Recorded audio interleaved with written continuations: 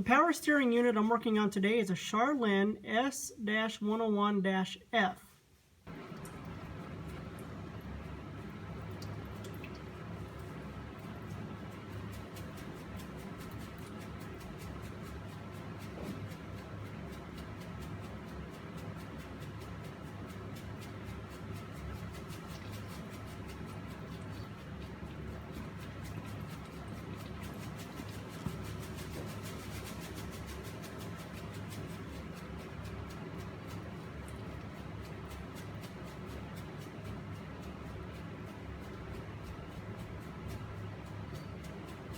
So the things I'm going to need to do this job are an SK122 seal kit. I got this today at Midwest Directional Services in Independence, Missouri, and it cost me $39.80 after tax.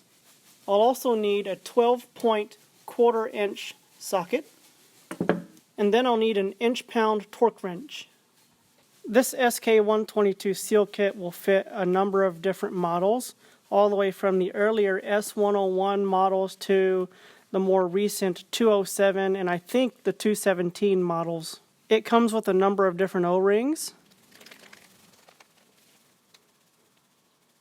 The two sizes I'm going to focus on today is this and this. Now this particular kit is special because it comes with two of these guys right here. These are square O-rings. And these are the ones that fit onto the shafts that go both in and out of the unit. I also had to modify this quarter-inch 12-point socket to be able to fit into the area where the screws are. And that's because this area here on a normal socket is pretty thick. I had to take my angle grinder with the flap disc and grind all this down. And now it fits perfectly. Now this is a free manual that I downloaded from Eaton. It's number 7-307. And it is for the model of power steering torque generator that I have.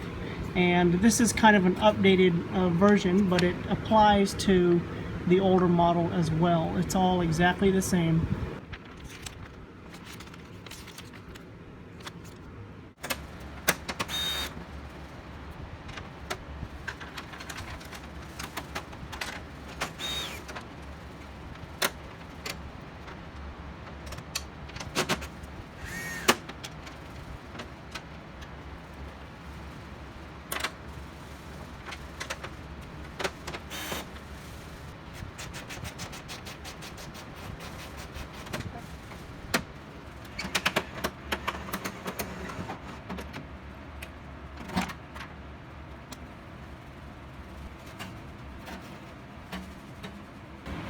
Now we've got some metal twine here and two roll pins that need to come out.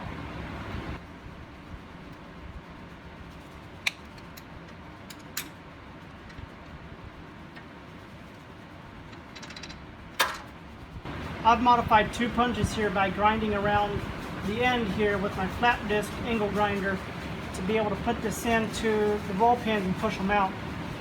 If they don't come out one way, you may have to turn around and try the other side.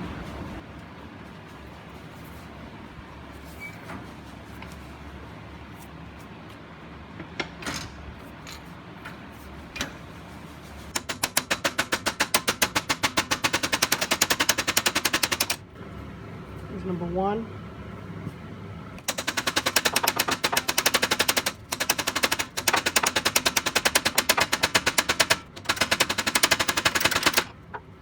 Alright, there's number two. Now we can pull the steering wheel off by jerking back on it.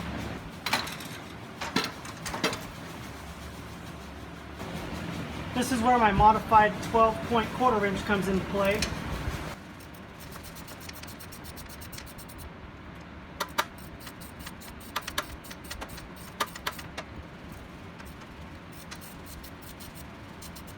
Now as this cap becomes looser and looser, you're going to have some power steering fluid start to drip out the bottom here. And that's why I took the coat off it, so that I can top off the reservoir once I'm done.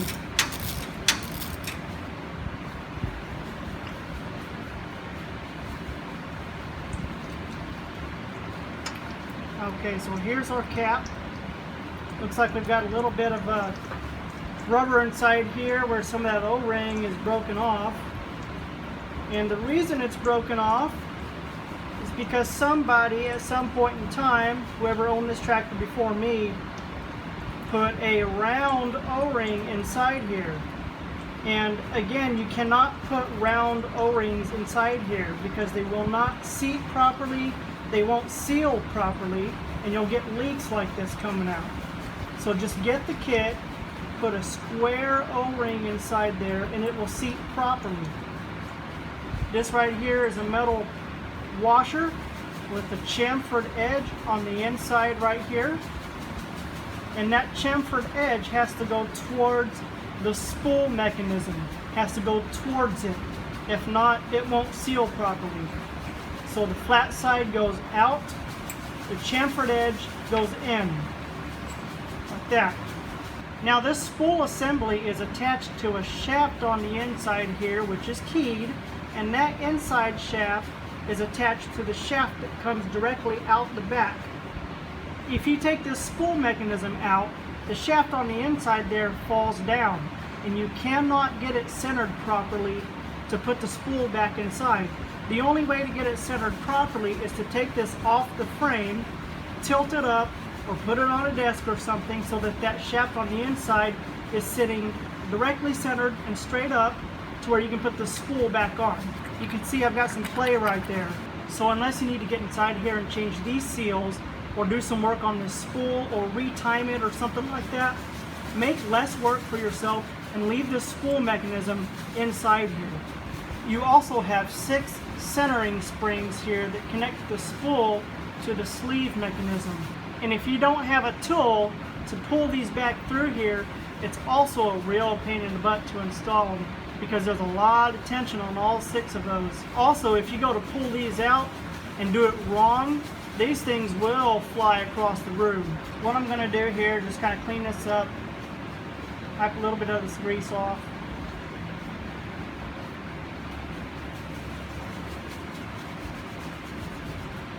I think that's plenty clean enough. I'm taking the seal kit here, pull out the 2 seals that I need. This round one here goes in like that. Now the square one should fit right inside the cap, just like that. You want to seat it down inside there before you put this on.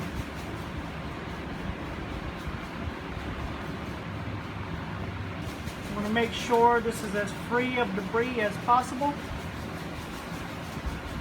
Free of debris as I use a blue shop towel, right?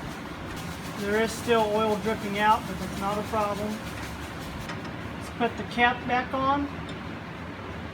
That is nice and snug against that steering shaft, and push it all the way down. Let's go ahead and put our cap screws back in.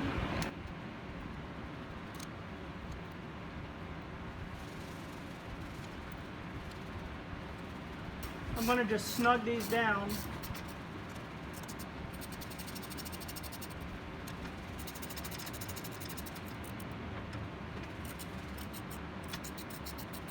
Okay, you can tighten down the cap screws in 2 different orders, either up, down, left, right, or up, down, right, left.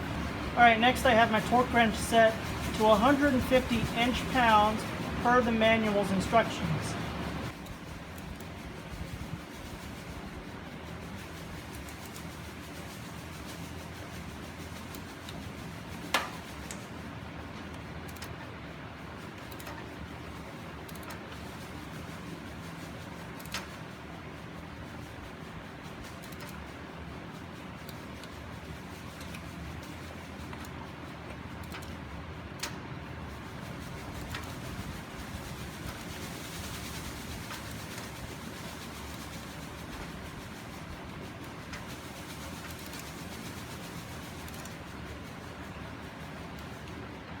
Alright, that's all 4 of them. I'm going to go through them one more time.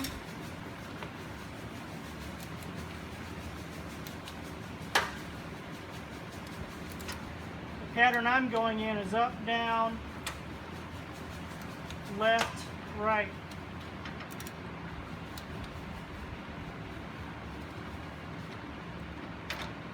Good.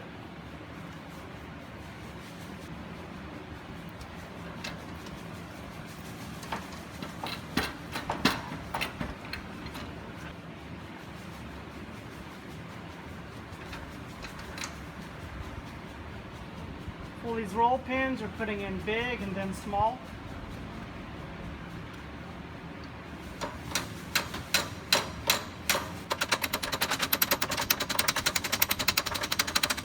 The big one's in. I'm going to go ahead and turn the steering wheel over to put the small one in.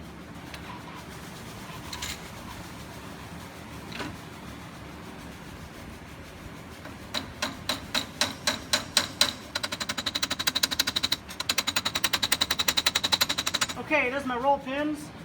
Alright, I'm using a spool of this 16 gauge by 200 foot galvanized utility wire to put through the roll pins and secure that in place. It's my understanding that there's supposed to be some kind of springs through here to secure that, but even before I owned the tractor, whoever had it before me was using wire like this to put through these holes, and so that's just the way I'm going to keep it.